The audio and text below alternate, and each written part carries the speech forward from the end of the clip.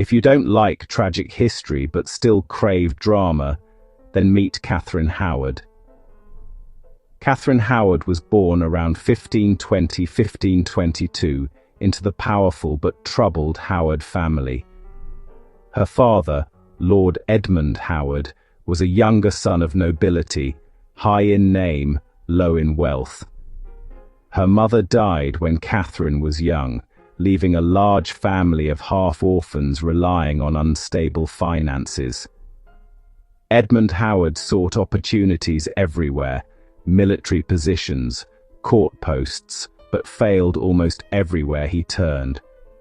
With no ability to support his children, he sent Catherine to live with her step-grandmother, Agnes Tilney, the Dowager Duchess of Norfolk, at Chesworth House. Welcome back to Shadows of History. If hidden truths and untold stories are your thing, you're in exactly the right place. Before we get started, hit subscribe, drop a like and share your thoughts in the comments.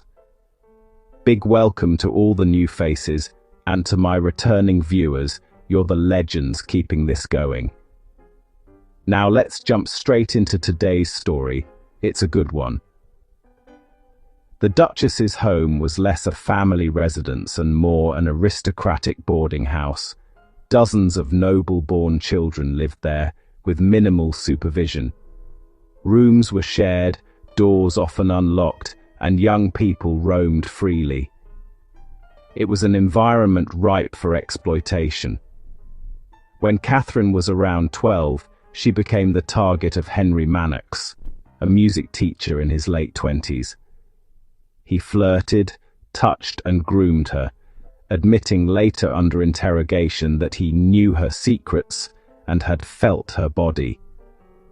Catherine was too young, too isolated, and too uninformed to understand the danger.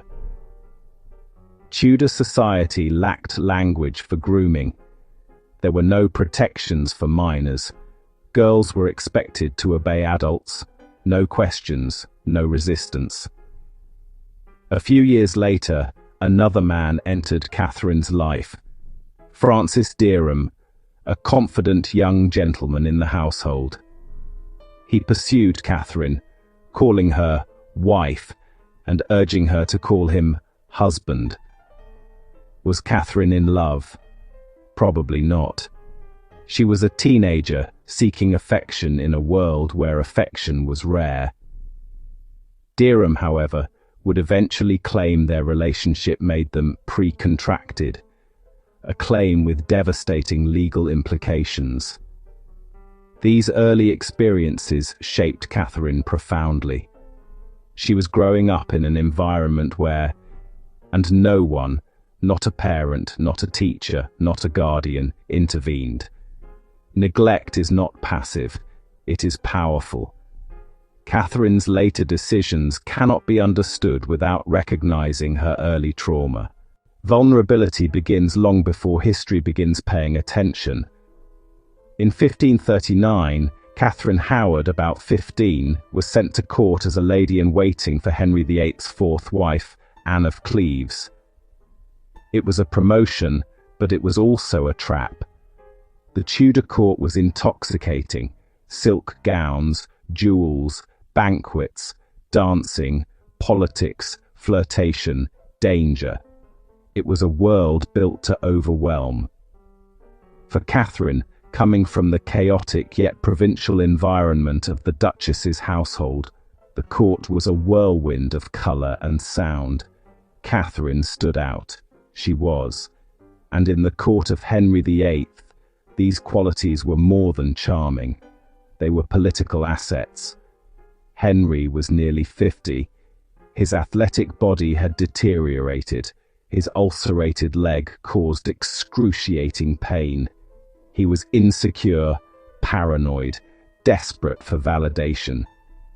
And here was Catherine, soft, kind, youthful, a balm to his pride. The Howard clan saw opportunity. Their political rivals, the Seymours, had gained enormous influence through Jane Seymour. By pushing Catherine toward the king, the Howards hoped to regain power. Did Catherine want this? No evidence suggests she actively sought the king's affection. She was a teenager surrounded by ambitious adults, all pushing her toward a man she could not refuse. Henry's marriage to Anne of Cleves collapsed. Within months, he married Catherine Howard. Overnight, Catherine became one of the most powerful women in Europe and one of the most endangered. Queenship in Tudor England was not protection, it was surveillance. Every word, gesture, and glance could be used as a weapon. Power is not safety. In the court of Henry VIII, the closer you stood to the throne, the more perilous every step became. Catherine entered a world where innocence did not shield her. It marked her as prey. Queenship isolated Catherine. Every hour was monitored. Every companion reported to someone. Henry, though generous with gifts, was physically repulsive to her, nearly 30 years older and emotionally volatile. She was lonely. Then she found Thomas Culpeper. Who was Thomas Culpeper? Culpeper was handsome, charismatic, close to the king and close to Catherine's age. Their attraction was mutual. Surviving letters show Catherine's inner thoughts more clearly than almost anything else in her life. She writes, "I never longed so much for a thing as to see you." Her words reveal, this was not the scheming adulteress of legend. This was a teenage girl who had never known healthy love. Meetings were arranged by Lady Rochford, a woman familiar with danger. Her husband, George Boleyn, was executed alongside Anne Boleyn. Perhaps Lady Rochford sought excitement, perhaps she empathized with Catherine's loneliness, or perhaps she simply obeyed the Queen's wishes. Meetings took place at night. Were they physically intimate? The evidence is unclear. Culpeper hinted at possibilities. Catherine denied consummation. Regardless, the intention was enough for treason. Derham, seeing Catherine's rise, inserted himself into her household. He demanded a position, money, and recognition of their prior relationship. His presence ignited gossip. Enemies of the Howard family, especially the reformist faction, saw an opportunity. Rumors spread, servants whispered, court rivals plotted. Henry VIII's world was built on secrets, and secrets always found their way to the surface. When a life begins without love, the search for it becomes dangerous. Catherine's longing for affection was not rebellion. It was the human need to feel valued. But in Henry's court, love itself was a death sentence. A bright-faced teenager, a throne that devoured her. Born into ambition, married into power, betrayed by rumors. In November 1541, Archbishop Cranmer delivered the news to Henry. Catherine had a sinful living before marriage, and possibly after. Henry's reaction was explosive. He went into hysterics. He collapsed. He refused to eat. His pride and masculinity were shattered. Catherine was seized and placed under house arrest. She was confused, terrified, and utterly alone. Catherine was questioned repeatedly. Her statements contradicted themselves, normal for a traumatized teenager under pressure, but devastating in Tudor law. She admitted to Derham's past relationship but denied adultery with Culpeper. Culpeper was tortured. Under agony, real or threatened, he implicated Catherine. He was executed swiftly, by beheading. Derham received a more brutal fate. Hanged, disemboweled, quartered. Catherine was moved to Sion Abbey, then to the Tower. She was told to prepare for death. The story of her practicing with the execution block may come from later chroniclers, but whether myth or truth, it reflects her psychological torment. On February 13th, she was led to Tower Green. She wore white, a symbol of innocence, irony, and tragedy. She delivered a brief speech acknowledging her faults, asking for forgiveness, and affirming loyalty to the king. Some sources claim she said, "I die a queen, but I wish to have died the wife of Culpeper." Others record a more conventional statement. The exact words remain uncertain. Her fear, however, is not. One stroke, and the tragedy ended. She died at 17. In systems of absolute power, justice cannot exist. Catherine's trial was a political performance, her death a royal necessity.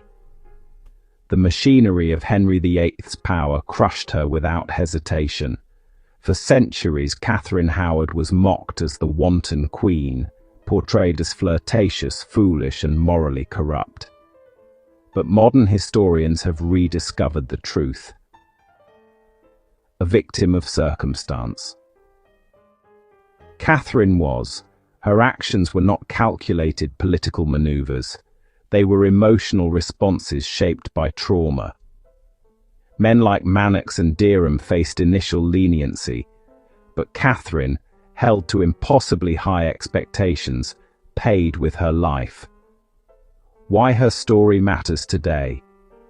Catherine's tragedy speaks to, she is no longer the caricature of folklore, she is, history owes justice to those who had none in life. By understanding Catherine's world, its dangers, inequalities, and cruelties, we restore humanity to someone stripped of it in death. Catherine Howard's life lasted less than 2 decades, yet her voice echoes across centuries, not as a seductress, not as a fool, but as a girl who wanted love in a world that punished her for it. The Tower of London still stands. The scaffold is gone. Yet the stones remember her footsteps, the soft, trembling steps of a frightened teenager walking toward her death. Her story warns us, Catherine Howard was not a scandal, she was a tragedy. And tragedies teach us more about humanity than triumphs ever do. At 19 she wore a crown, at 23 she wore a noose. Her story is scarlet and swift youth, love, the Tudor court that swallowed her whole. Remember Catherine Howard, the lost girl of the Tudor court. If Catherine Howard's story moved you, support this channel, like, subscribe, and share. Because the voices of the young, the vulnerable, and the forgotten deserve to be heard, no matter how many centuries have passed.